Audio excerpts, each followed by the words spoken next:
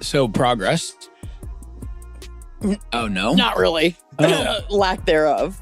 Really? But updates. Okay. Nonetheless. Yeah. So I do. What really stands out here is the fact that Sophie Cunningham is openly saying there's basically no progress in these negotiations. That's a big deal because when players start publicly admitting that talks are going nowhere, it usually means the situation behind the scenes is even more tense than people realize. Remember, the current CBA negotiations are supposed to determine how the league grows financially, how players are paid, and what the long-term structure of the WNBA looks like. So hearing lack of progress at this stage isn't exactly reassuring. It also tells us the gap between what the players want and what the league is offering is still pretty wide. And historically, when negotiations stall like this in professional sports, that's when conversations about delays, lockouts, or last-minute deals start to happen. So this clip really sets the tone for the whole situation, because if there's no movement now, things could get very interesting as these negotiations continue. So on the last CBA, the league actually came back to us last night at like 10 p.m. And they came back and nothing happened with the revenue share. And that is the whole thing, what we're fighting for. Mm-hmm. And they go and they change our salary cap, but only like half a percentage. Like they give us like 50 to 100,000 more dollars, which is now like, this is where the real issue in these negotiations starts to become clear. Sophie Cunningham is saying the league came back with changes to the salary cap, but the players are focused on something completely different: revenue share. That's a huge difference. From the players' perspective, small increases to the salary cap don't solve the bigger problem they're talking about, which is how the league's overall money gets divided. In most major sports leagues, revenue sharing between owners and players is a major part of the collective bargaining agreement. So when Cunningham says that's the whole thing we're fighting for, she's basically saying the players want a bigger piece of the league's financial growth. At the same time, the league may be trying to make incremental changes rather than jumping straight into a major revenue sharing shift. And when both sides are negotiating from two very different priorities like this, that's usually when talks start to stall and frustration begins to build. which is like That's for individual players or that's for teams? teams. Right, So okay. like salary cap. So it's like, oh, well, you're getting more money there. But it's like, no, we want. Salary cap doesn't necessarily mean it will even affect you directly. No, they keep coming back and changing literally like half percentages Yeah. of things we're not even asking. Now, this part of the conversation really highlights the disconnect between what the league is offering and what the players are actually asking for. According to Sophie Cunningham, the league is making adjustments to the salary caps, but only by very small amounts. We're talking about increases that might add roughly $50,000 to $100,000 to a team's salary cap. From the league's perspective, that might look like progress or a step in the right direction, but from the player's perspective, that's not addressing the bigger issue they're raising. What Cunningham is saying here is that these small changes feel like they're missing the point. The players are focused on revenue sharing and the long-term financial structure of the league, not just incremental increases in team payroll limits. So when the league responds with minor cap adjustments instead of addressing revenue sharing directly, it can feel like the two sides are negotiating completely different topics. And this kind of situation happens a lot in professional sports negotiations. One side pushes for structural changes, while the other side offers smaller financial adjustments as a compromise. But when those offers don't align with the core demand, it often leads to frustration and stalled negotiations, which is exactly what it sounds like may be happening here. We haven't seen the books. They're talking about expenses and how expenses are so, it's like, show us. Like, show us. And like, well, you just have to trust us. There's no way we're trusting you guys. Like, Yeah. there's no way. Just show us if you're, I don't know. Now, this might be the most interesting part of the entire discussion, because Sophie Cunningham brings up something that often becomes a major sticking point in labor negotiations across professional sports: transparency. What she's essentially saying here is that the players have not seen the financial books of the league, yet they're being told that expenses are high and that certain financial demands simply aren't possible right now.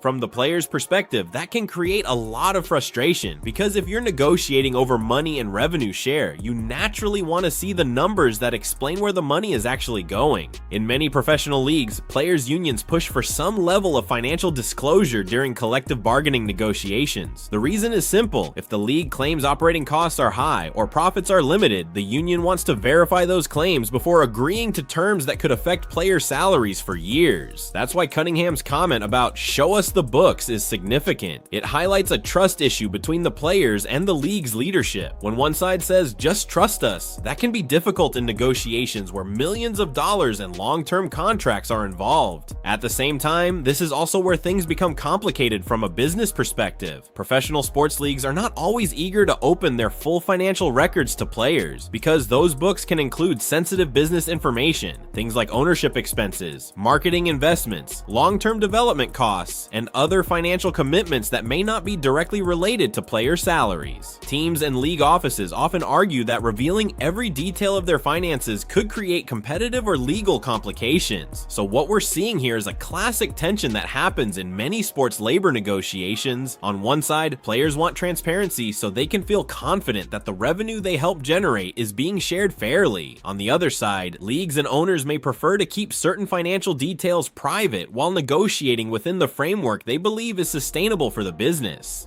Another reason this moment is so important is that it shows the emotional side of these negotiations. Cunningham's tone suggests that the players feel like they're being asked to accept explanations without evidence. And when trust starts to break down during collective bargaining talks, negotiations can become much more difficult. That's often when discussions slow down, deadlines get closer, and the possibility of work stoppages, like delays, lockouts, or extended negotiations, it begins to enter the conversation. But it's also worth remembering that these negotiations are happening during a period when the league is experiencing increased attention and growth. With rising media coverage, new fans, and bigger television deals being discussed, players naturally want to make sure they benefit from that growth. At the same time, the league may still be balancing expansion costs, operational investments, and long-term financial planning.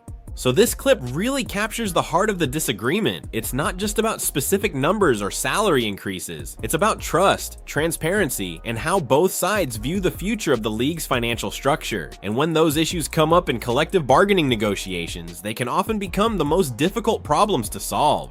What also makes this situation interesting is the timing of these negotiations. The WNBA is currently in a period where public attention around women's basketball has grown dramatically. College basketball has produced several high-profile stars, television ratings have increased in certain moments, and the league has been receiving more mainstream coverage than it did just a few years ago. Because of that momentum, many players feel that this is the moment to push for structural financial changes that could benefit them in the long run. When athletes see their sport gaining popularity, it's natural for them to ask how that growth translates into compensation and long-term financial stability. That's why revenue sharing becomes such an important topic during collective bargaining talks. Players want to make sure that if the league's overall revenue grows, whether through television deals, sponsorships, merchandise, or ticket sales, they receive a percentage that reflects their role in generating that interest. However, leagues often approach these negotiations from a different angle. Owners and league executives tend to focus on long-term financial sustainability. Running a professional sports league involves far more than just paying player salaries. There are operational costs, arena partnerships, travel logistics, marketing expenses, expansion investments, and many other financial commitments that must be managed carefully. Because of those factors, league officials sometimes prefer to move slowly when it comes to increasing salary structures or changing revenue sharing models.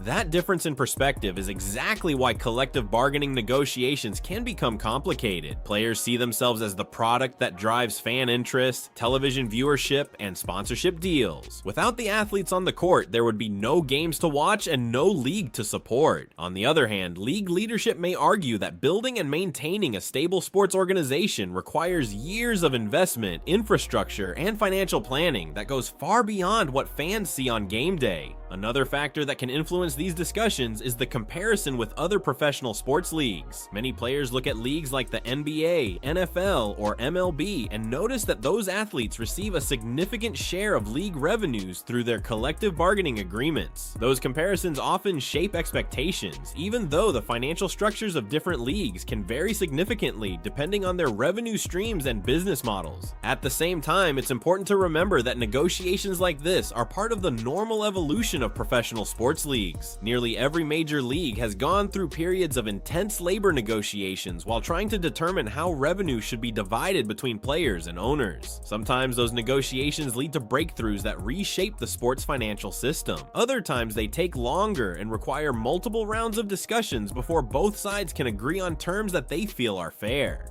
What matters most in situations like this is whether both sides remain willing to keep talking and eventually find common ground.